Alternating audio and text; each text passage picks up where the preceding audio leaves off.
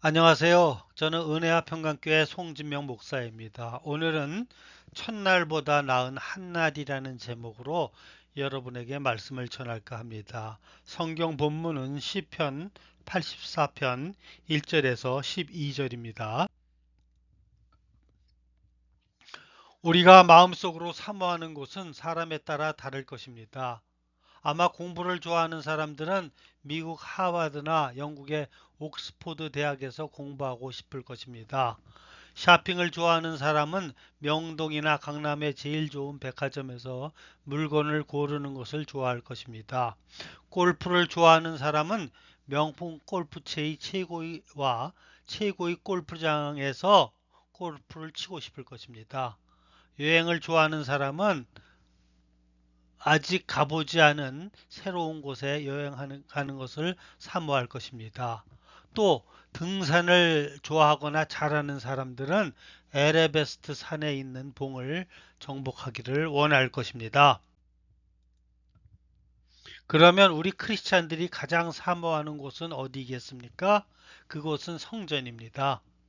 오늘 본문의 기자는 하나님의 성전을 얼마나 사모하였는지 영혼이 쇠약해질 정도로 성전을 사모했다고 합니다. 그리고 그는 하나님의 성전에서 문지기로 있는 것이 악인의 장막에서 편히 사는 것보다 더 낫다고 고백하고 있습니다. 이렇게 하나님의 은혜를 체험한 성도들은 이 세상의 어떤 것보다 하나님의 성전을 사모하게 되는데 이것을 이것은 이것을 은혜 받지 못한 사람들은 절대로 이해할 수 없습니다. 과연 무엇 때문에 주의 백성들이 하나님의 성전을 그토록 사모하게 됩니까? 그 이유는 우선 거기서 하나님으로부터 죄와 용서를 받았기 때문입니다. 우리가 죄를 용서받음으로써 과거의 옛 모습을 벗어버리고 새 사람으로 변신하게 됩니다. 그리고 거기에는 위대한 하나님의 말씀이 있습니다. 이 하나님의 말씀을 들으면 모든 진귀한 보물이 하나님 안에 다 있다는 것을 알게 됩니다. 그리고 하나님이 성전에서 흘러나오는 은혜로 우리는 늘 새로워지게 되었습니다. 이 세상의 대학이나 백화점에서 쇼핑하는 것이나 높은 산에 등산하는 것은 한순간의 만족을 주고 끝나지만 하나님의 성전에서 받은 은혜는 영원히 없어지지 않는 것입니다. 오늘 본문은 하나님의 성전의 아름다움을 찬양하는 것으로 시작하고 있습니다. 1, 2절을 보면 만군의 여호와여 주의 장막이 어찌 그리 아름다운지요 내 영혼이 여호와의 궁전을 사모하여 쇠약하며 내 마음과 육체가 생존하시는 하나님께 부르짖나이다 라고 말씀하십니다. 그렇다면 하나님의 백성들은 왜 하나님의 성전을 이토록 사랑합니까? 성전의 건물이 그토록 아름답기 때문입니까? 아닙니다. 중요한 것은 본문 말씀처럼 생존하시는 하나님을 만날 수 있기 때문입니다. 이것은 성도가 성전에 너무나도 올라가고 싶은데 어떤 사정으로 올라가지 못해서 병이 나게 되었다는 것입니다. 사람은 너무나도 하고 싶은 것이 있는데 낙심하면 병이 나게 되어 있습니다. 학생들 중에는 너무나도 학교를 가고 싶은데 가정 형편이 가난해서 대학 진학을 해야 하는 사람들이 있습니다. 그러면 그 학생은 너무나도 낙심이 되어서 병이 나서 어, 드러눕게 되는 것입니다. 이 성도는 어떤 이유인지 모르지만 성전에 올라갈 수 없었던 것 같습니다. 그렇다면 무엇 때문에 하나님의 백성들은 성전을 그렇게 사모하는 것일까요? 첫 번째, 우선 가장 중요한 것이 성전 예배에 내가 지은 죄를 용서받았기 때문입니다. 성전 예배는 우리가 이 세상에서 지은 모든 죄를 하나님 앞에서 용서받게 됩니다. 저도 직장 다니면서 먹고 살려고 죄를 짓다 보면 영적 침체가 오면서 짐을 가득 실은 마차가 내 가슴을 엉두르는 것 같이 숨을 쉴 수가 없습니다. 이렇게 죄를 지은 사람은 어떤 방법으로도 양심의 가책을 피할 수가 없습니다. 그런데 하나님 앞에 나아가면 어떻게 됩니까? 하나님의 불꽃 같은 눈앞에 모든 죄를 토해내게 됩니다. 그리고 하나님 앞에 내 모든 죄를 다 고백하고 회개의 예배를 드리면 내 모든 죄를 하나님께서 사하여 주십니다. 그러면 그동안 그 고통스러웠던 마음은 사라지고 마음이 그렇게 기쁘고 감사할 수 없습니다. 두 번째, 그리고 두 번째는 우리가 성전에서 살아계신 하나님을 경험하게 됩니다. 2절에 보면 내 영혼과 육체가 생존하시는 하나님께 부르짖나이다. 이렇게 말씀하고 있습니다. 우리가 하나님을 경험한다는 것은 그냥 어떤 좋은 사람을 만나는 정도가 아닙니다. 이것은 마치 은혜의 물속에 한번 푹 잠기는 것과 같습니다. 우리가 성전에 하나님의 말씀을 들을 때 바로 이런 일이 일어나게 됩니다. 하나님의 말씀을 듣고 점점 하나님의 말씀이 나에게 적용되기 시작됩니다. 어떤 때에는 어루만져 주시기도 하시고 어떤 부분은 아주 고통스러운 수술을 하시기도 하십니다. 하나님의 말씀이 하나하나가 성령의 감동을 통하여 나에게 살아있는 말씀으로 와닿게 될 때 그 안에서 깊은 하나님의 사랑과 은혜를 경험하게 됩니다. 또한 성전 예배에서 참으로 귀한 모든 것이 하나님 안에 다 있다는 것을 깨닫게 됩니다. 지금까지 세상에 붙들려 열심히 뛰어다녔던 것들은 엉터리이고 각종 귀한 것이 하나님 안에 있음을 발견하게 됩니다. 이전에는 어떤 사람이 영화 강의였는데 지금은 예전처럼 영화를 좋아하지 않습니다. 예전에는 그렇게 골프를 좋아했는데 이제는 골프가 그렇게 재미있지 않습니다. 세상에서 사람들과 사귀고 친구를 만나고 직장에서 사람들과 회식하는 자리가 그렇게 좋았는데 이제는 그런 자리가 그렇게 반갑지 않습니다. 이제는 성경 읽고 기도하며 수요 예배, 주일 예배, 아니 매일 새벽 예배를 나와도 너무나 하나님의 말씀과 교제하는 것이 재미있습니다. 그리고 자신의 삶에 기쁨과 평강을 주시고 은혜를 주시며 저를 사용하여 주시는 주님께 감사와 영광을 돌리게 됩니다. 세 번째로 성전에는 하나님의 놀라운 응답이 있습니다. 우리가 어려운 일을 당했을 때 그 답을 세상에서 열심히 찾습니다. 아는 사람을 찾아가기도 하고 또 관계되는 사람을 붙들고 사정하기도 합니다. 또 자기 나름대로 해결해 보려고 인간적인 노력을 많이 해봅니다. 그러나 도저히 풀리지 않고 어려운 문제들이 있습니다. 아무리 몸부림을 쳐도 그 어려움에서 빠져나갈 수 없고 몸부림을 치면 칠수록 더욱더 올무가 죄오게 됩니다. 그 어려움들이 어떻게 풀리는가 하면 하나님의 성전에서 기도하는 가운데 풀립니다. 우리가 어려운 일이 닥치면 먼저 하나님께 매달려야 하는데 우선 자신이 인간적으로 해결하려고 합니다. 우리에게 닥치는 어려움들은 우리로 하여금 하나님을 찾으라고 하는 것입니다.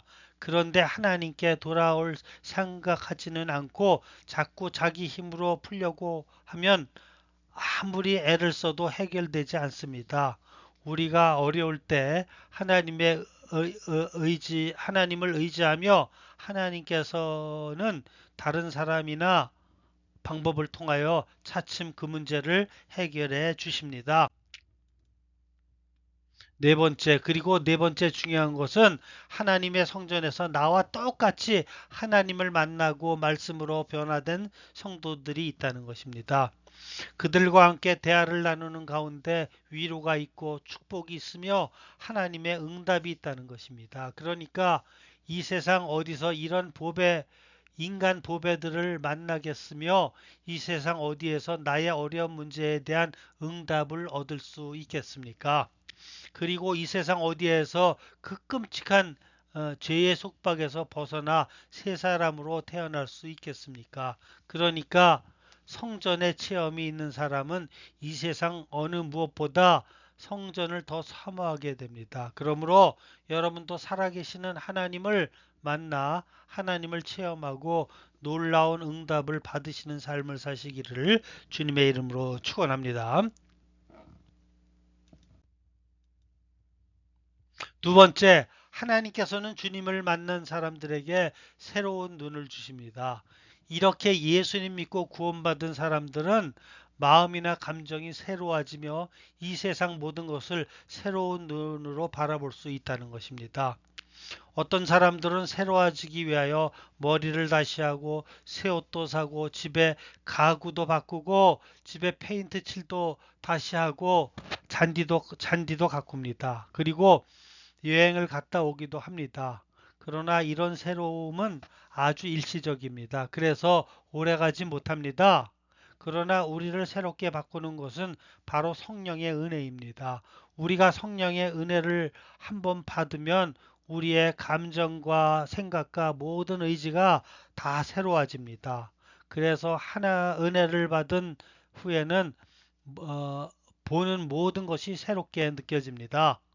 이 세상이 하나님께서 창조하신 것과 꽃들과 우주의 별들과 하나하나가 하나님의 영광을 나타내고 있음을 알게 됩니다. 이전에는 무심하게 보았던 새들이 성전에 사는 줄 생각하지도 못했습니다. 그런데 은혜를 받은 후에는 이 모든 것들이 새로운 모습으로 눈에 들어오게 됩니다.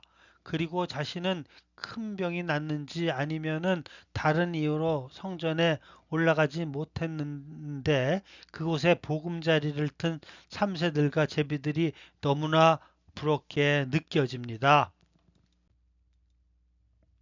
오늘 본문 3절을 보면 나의 왕 나의 하나님 만군의 여호와여 주의 제단에서 참새도 제 집을 얻고 제비도 새끼를 들 보금자리를 얻었나이다 라고 말씀하고 있습니다.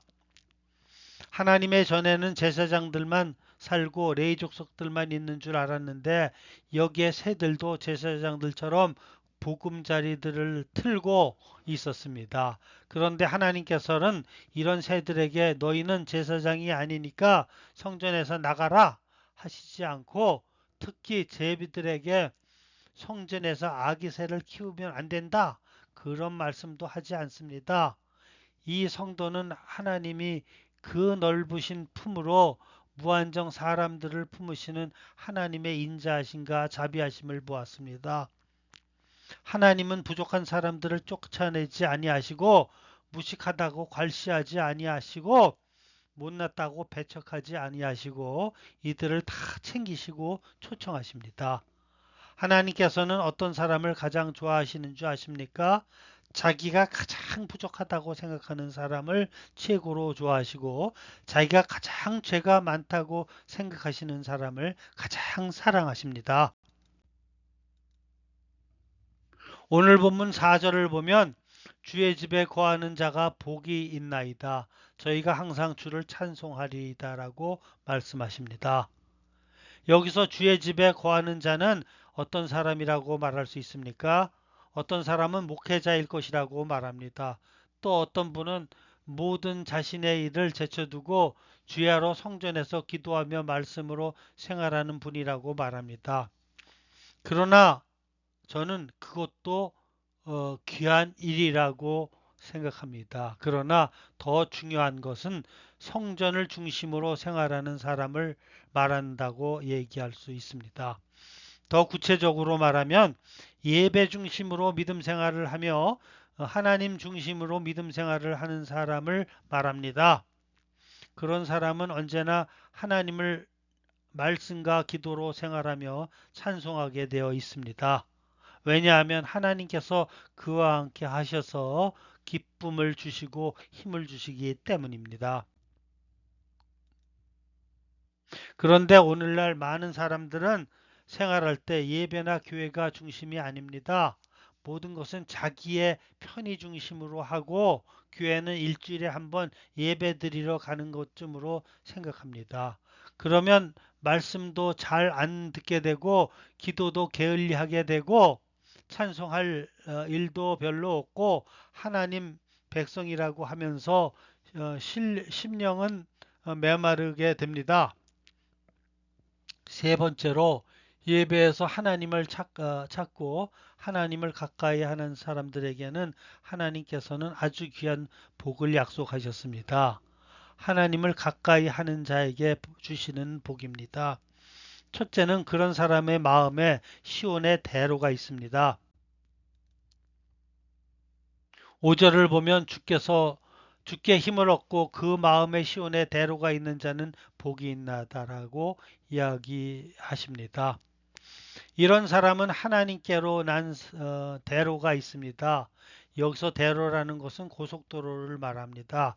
고속도로를 만들려면 많은 시간과 노력과 자본이 듭니다. 하나님과 우리의 관계도 마찬가지입니다. 우리가 하나님과 관계를 바로 한다는 것은 결코 쉬운 일이 아닙니다. 하나님과의 교제라는 것은 하루아침에 되지 않습니다. 마치 고속도로를 건설하듯이 평소에 꾸준히 도로를 만들고 터널을 뚫고 다리를 세워야 고속도로가 만들어지는 것이지 어려운 일이 닥친 후에 터널을 뚫고 다리를 세우려면 이미 늦은 것입니다.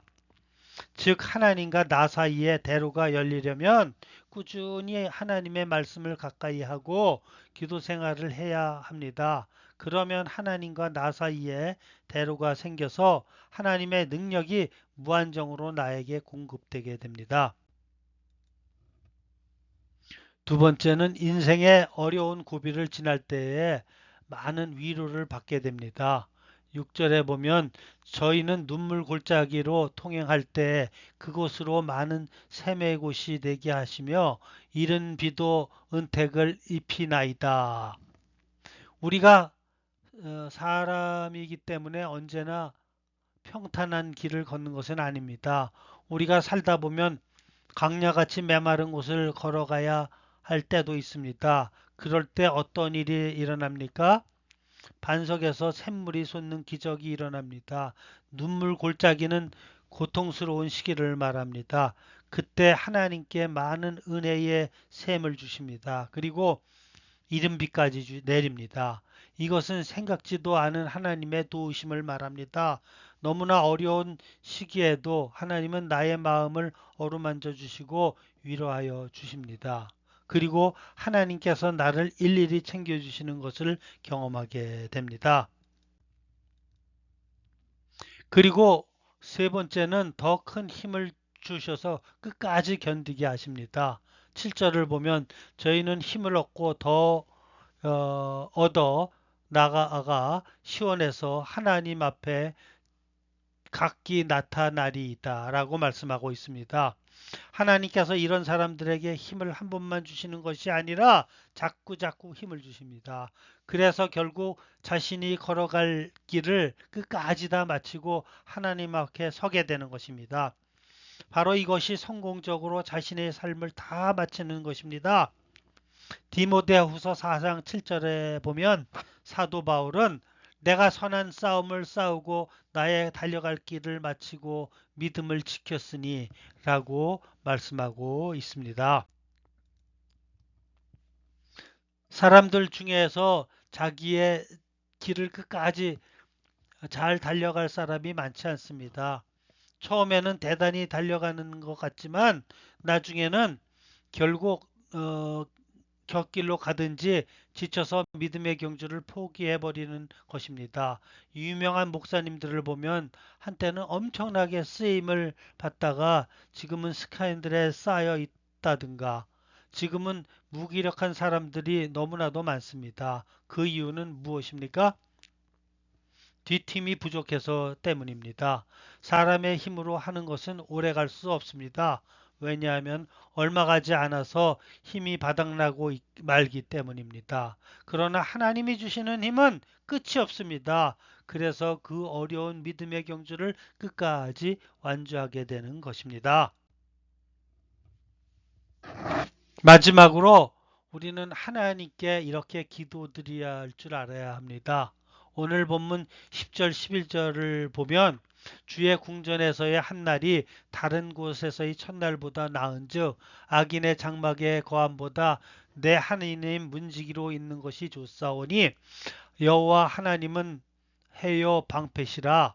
여호와께서 은혜와 영화를 주시며 정직게 생활하는 자에게 좋은 것을 아끼지 아니하실 것임이니이다라고 말씀하고 있습니다. 하나님의 전이 이렇게 좋다는 것입니다.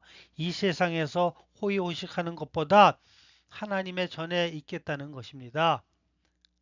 사실 어떤 사람들은 그렇게 돈을 많이 가지고 있고 특급 호텔에 자면서도 고민하고 갈등하는 사람들이 많습니다. 우리가 진정으로 하나님의 은혜를 깨닫기 전에는 돈을 많이 벌고 싶어 하고 특급 호텔에 자는 것을 소원하고 외국에 여행하는 것을 소원하고 유명한 대학에 가서 공부하는 것을 소원합니다. 또 어떤 사람들은 세상에서 돈이 있어야 한다고 돈을 버는데 혈안이 되어 있습니다. 이렇게 돈을 번다는 것은 보통 어려운 일이 아닙니다.